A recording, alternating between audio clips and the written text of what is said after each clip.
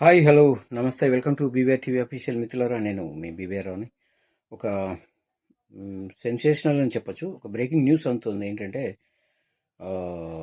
ఈ car race కేసులో మరో సంచలన పరిణామం చోటు చేసుకుంది. ఈ కేసు దర్యాప్తులో భాగంగా ఏసీపీ మాజీ మంత్రి, బీఆర్ఎస్ వర్కింగ్ ప్రెసిడెంట్ కేటీఆర్ నివాసంలో సోదాలు నిర్వహిస్తోందట ఏసీబీ.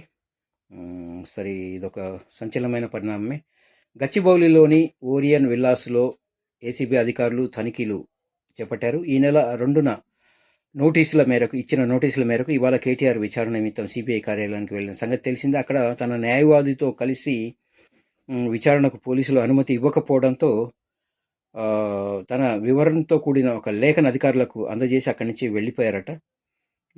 అయితే తన ఇంట్లో ఏసీబీ రైట్స్ జరుగుతాయని ఇవాళ ఉదయమే కేటీఆర్ మీడియాతో చెప్పారు.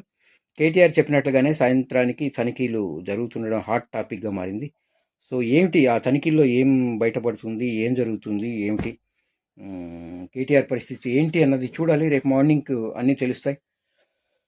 చూద్దాం మరి ఎలాంటి పరిణామాలు చోటు చేసుకుంటాయన్నది చూద్దాం మిత్రులారా.